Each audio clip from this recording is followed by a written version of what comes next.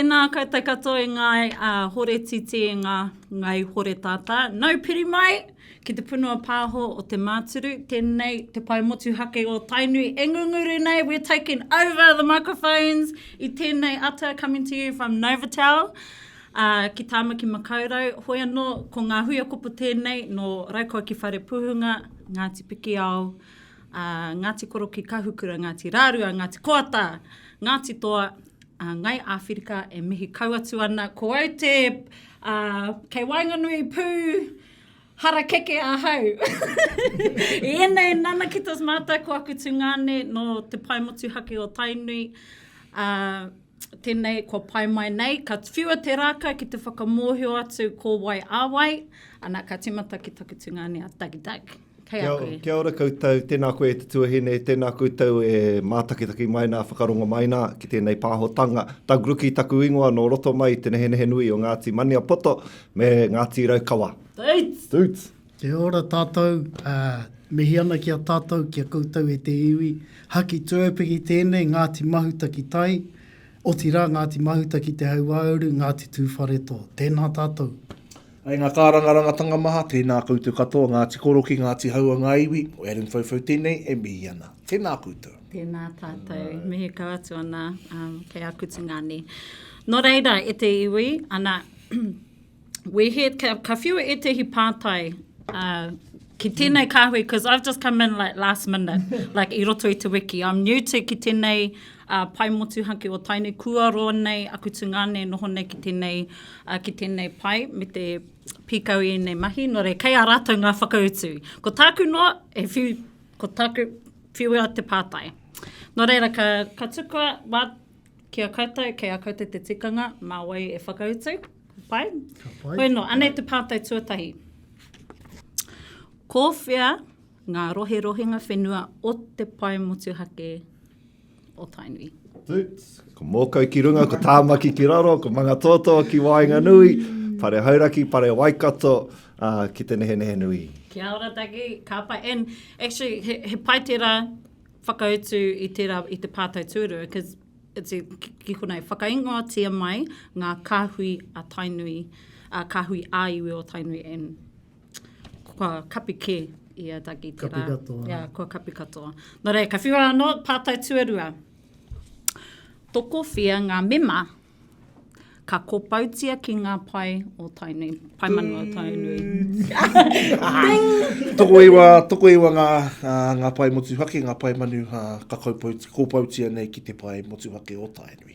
Kia ora, ka pai. Nā, anei te tihi toko whā. Anei e te toko whā o tērā kāhui. Anā, pātai tua whā, kōwai ngā māngai o ngā Paemanu o Tainui i tēnei wā tonu. Atu i a tātai. Tūts! Ai, ko te pātai nei, anei te whakautu, ko Robin Roa, te kanohi kaumātua no roto o Ngāti Haua, ko te rōpū hina Te Aho, tētehi o ngā māngai no roto hoki o Ngāti Haua, ko Erin Whauwhau anō, tētehi māngai no roto anō Ngāti Haua tūturu, tēnā koutou. Whakawhiti mai ki taku taha katau, ko Tagi Ruki tēnei o Ngāti Mania Poto, taku taha Maui, ko ngā hui a kopa tēnei, ko Oti Kei Aia, ngōna iwi maha te whakararangi, ko Rangimāri e Mahuta, tētehi māngai anō no roto i te puku o Waikato, Ngāti Mahuta ki Uta, ko te puna moana roa no roto o Hauraki, ko ia tēnā ko te māngai o tēnā whaitua, ana ko au tēnei te ho ngā māngai o te hauauru. Kapi katoa i au. Ana, te okohoro e toto rewa. Ai. Apai. Ko te okohoro e toto rewa, tetehi māngai hou, rangatahi nei, nō reire mihi ana tātou kia koutou. Kia ora. Kia ora, and just to elaborate on that, tērā era pātai, so we have 9 members, and I'm newly on board starting as of last Thursday. Last Thursday, also alongside te okohoroi totorewa me te rōpuhina te aho. Me whai Robin Roa. And one of the key things Haki brought up is that we've kua ki katoa ngā tūranga. So we have ia rohe has up to 7 to 9 ngā tūranga e wāte ana, and that was one of our biggest goals. Haki shared with us last week was one of our biggest goals was kia whakakia e rā tūranga, and we're on kua ki te waka I tēnei wā. So that was one of our tick-offs mo tēnei tau. Nō reira, e rika katoa ana kia mahi tahi tātou. And just while we're on that, Ngāhui, I just want to mention and acknowledge former leaders of our Pai Motuhake. The inaugural leader of our Pai Motuhake was Pānia Papa.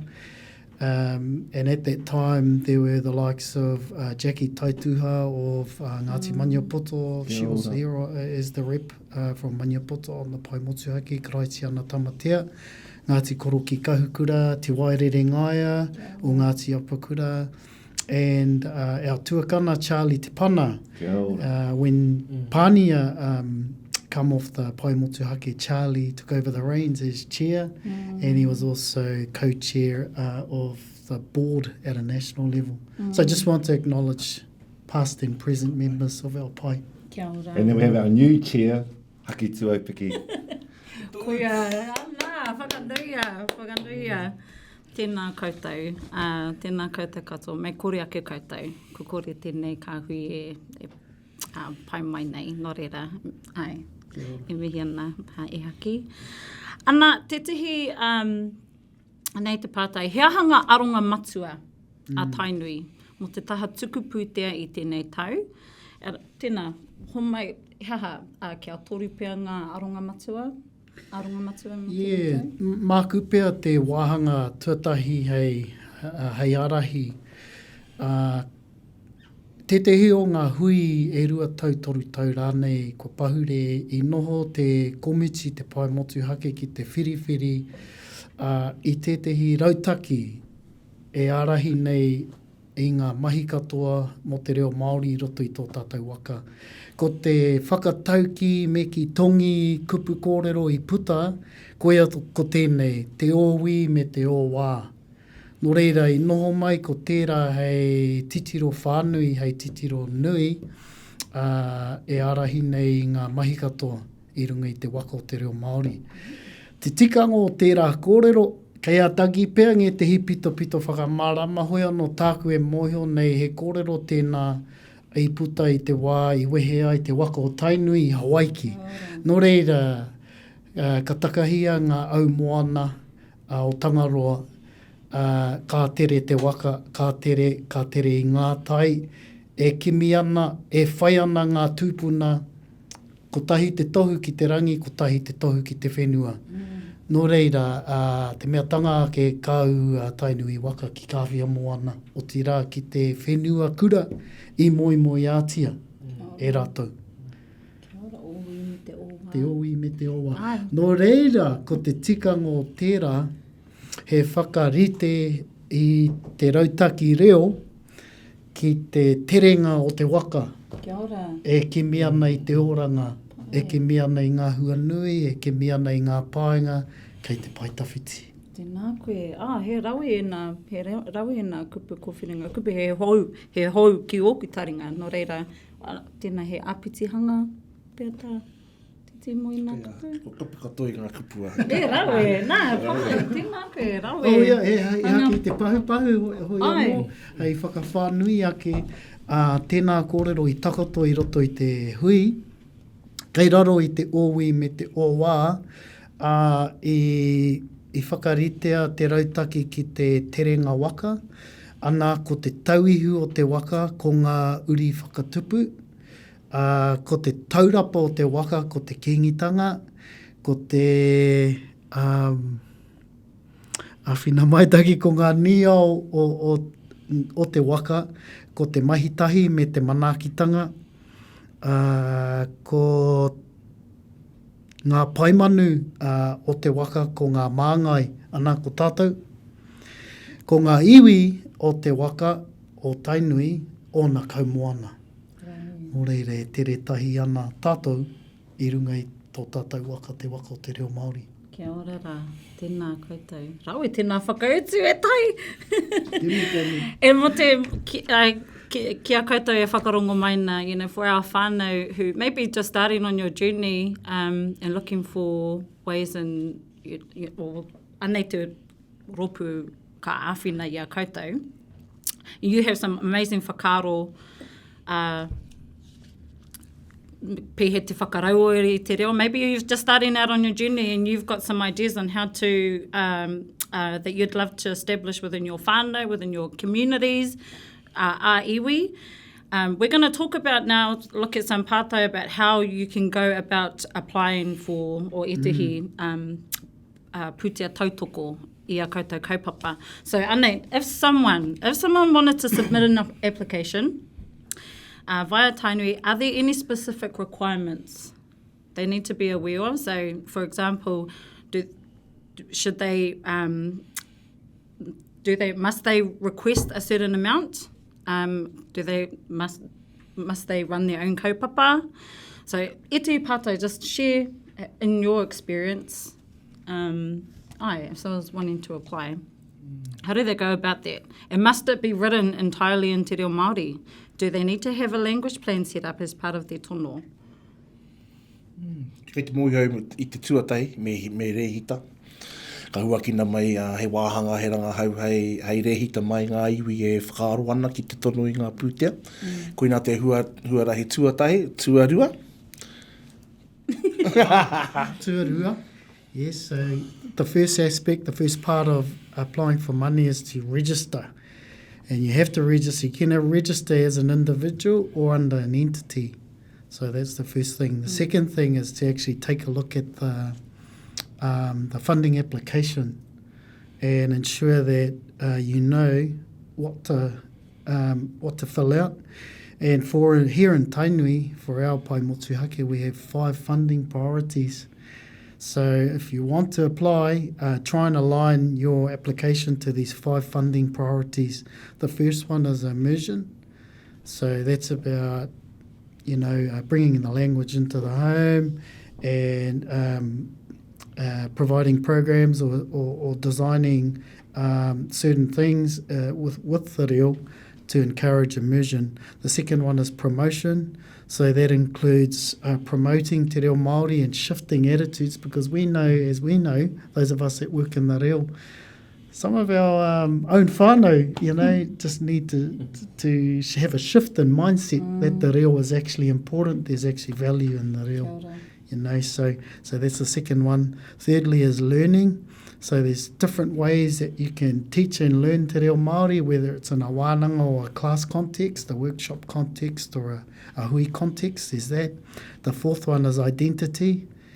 And, that looks at things like hui marae, hui on the waka, that encourages everything to do with our identity. And the third one is developing, this is probably one of the key ones for me, is developing and promoting language champions and developing the next generation leaders to carry the reo to the next generation. No reira. So align your tono to one or 2 or 3 or all of those aspects, and that's a good start.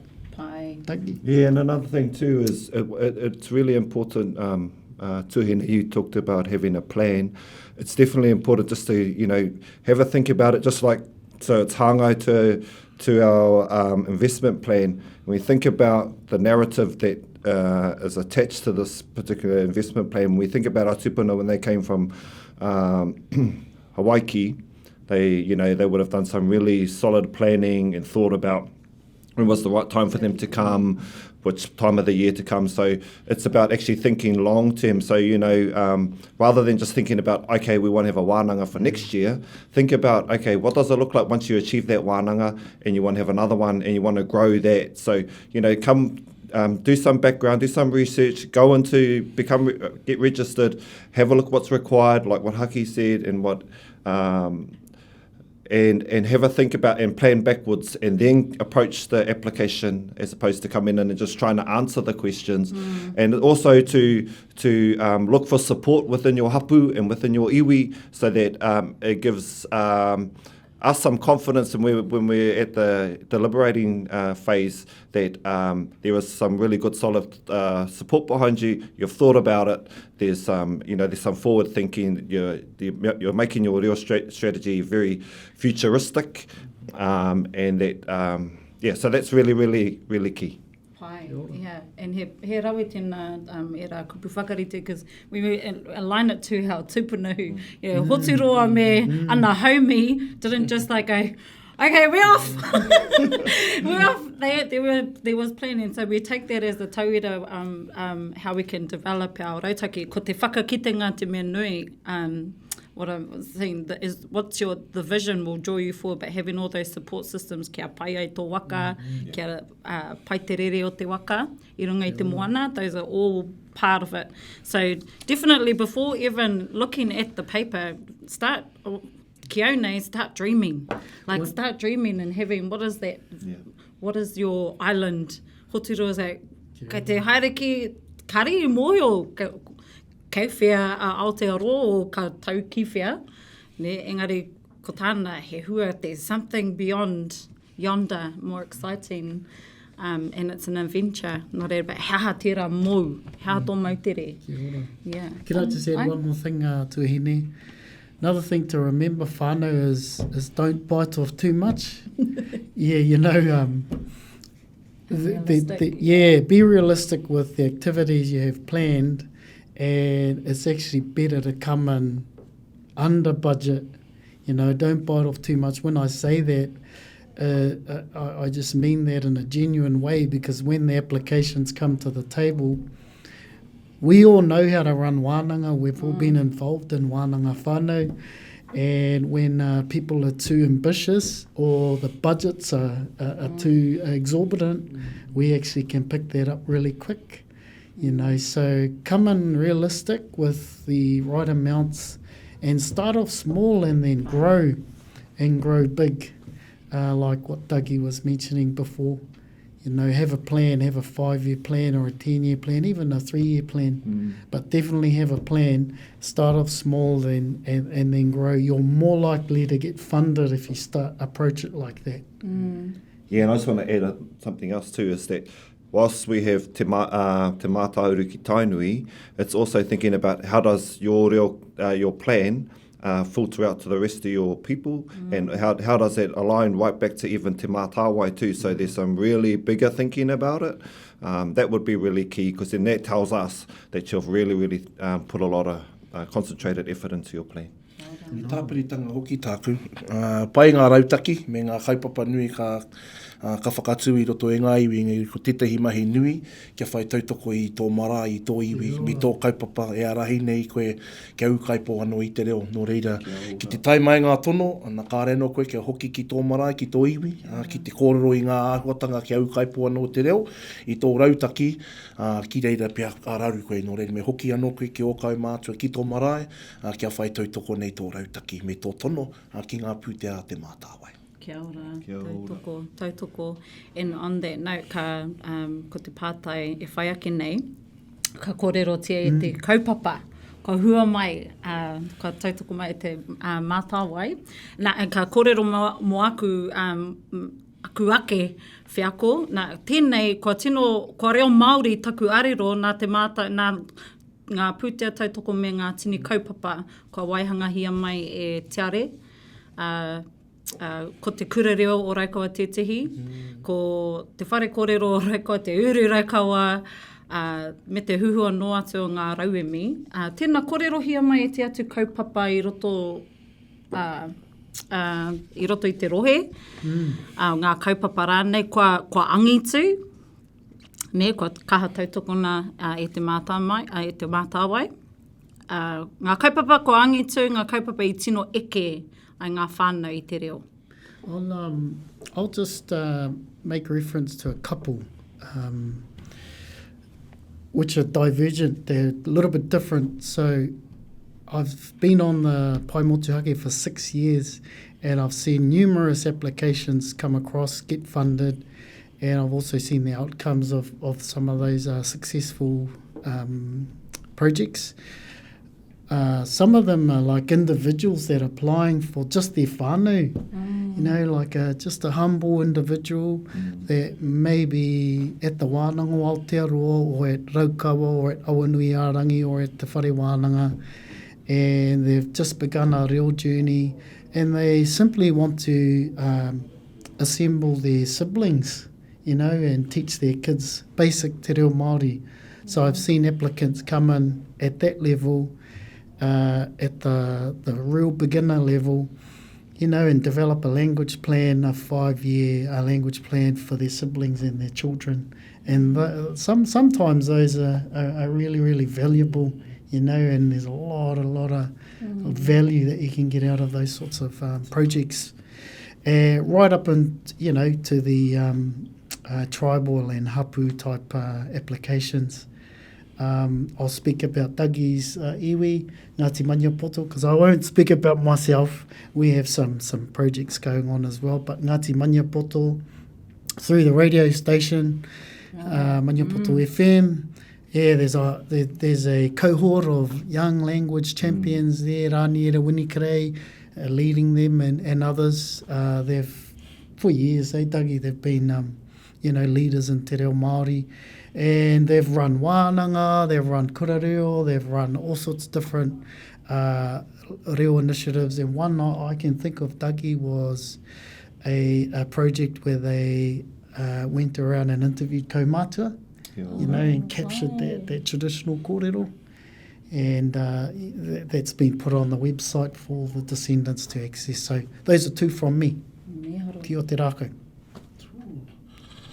Whakarai ki ngā kupu a haki kāri te kōrero mō nā ke engari. Ka kōrero mo taku iwi me te mihi anō ki te Mātāwai mō ngā pūtea kōrero i a Ngāti Haua i roto i ngā tau e ono. Kua tino ora tō mātou rautaki reo, ko haua reo, haua tangata. E aki ana i ngā whānau, i ngā iwi, i ngā kura kai roto i ngā rohe ngā o Ngāti Haua. Ko tētahi kaupapa nui kua puta i tēnā o i tērā atu tau. I mua i te hinganga o te tūmaki, whakaaro ake e ia rāwa ko rāhui, kia whakatū anō i te whare kōro o te tūmaki, i te angi o ngā pai, i tana haerenga ki ana kaupapa, nō reira kua tino ora tērā kaupapa, i roto i a Ngāti Haua. Ana e ngā wiki e rua e tōru pēr kua māhue mai i te timatanga mai o tēnei tau ka riro he pūtea mā mātou kia whakaputa kōpai. Ki runga ki a Spotify, me tētahi pukarau e mi, ka tukuna ki ngā kura e mau ana i ngā mōtea me ngā waiata ā-iwi. Nō reira timata mai tērā i ngā tau e rua, ka riro he pūtea, ko te kaupapa i whakatū hia e mātou, ko waiata ki haua, nō reira ka haere ki ngā marae e rima, i roto i ngā marama e rua e toru, ki te ako i ngā mōtea me ngā waiata o aua marae, ka mutu ko te huanui i tēnei tau, ko puta i roto i a Spotify, i roto i te pukapuka, hei tukuna, kaua ki ngā kura noiho, kura Māori o Ngāti Haua, engari ki ngā kura auraki hoki, nō reira e mihi ana ki a raukura, roa, ko ia tētahi o nā ringa ātawhai o tira ko kia tiare teina kore, ko rāua nei kai te hautu i tō mātou rautaki reo. Nō reira, koina e tehi, e ora ana te reo i roto ki a mātou o Ngāti Haua.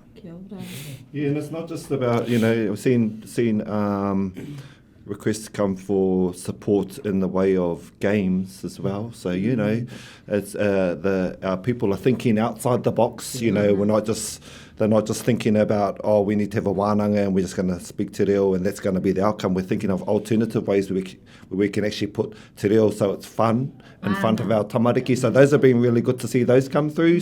Some innovation around on ways to actually socialise te reo, but also to hand on stories too within those. There's quite it's like 2 or 3-fold. So yeah, those have been really exciting to see those applications come through. Pai tēnā, ko te reo kia ngahau. Ko te reo kia ngahau ne, ki waho tonu i te marae ki ngā wahi katoa, that's cool. Neat. Ka pai, okay, pātau whakamitinga. E whai ana te Mātāwai kia ūkaipo anō te reo Māori, ki ro kainga, ki ro hapori, ki ro iwi. Hea tēnei mea te ūkaipotanga o te reo kia koutou. Mōku ake ka whakaroa hau ki te pēpi e ngote ana i te o te whaia. Nō reira, mehe mea ko te pēpi e kai ana i te ko te ko te reo Māori.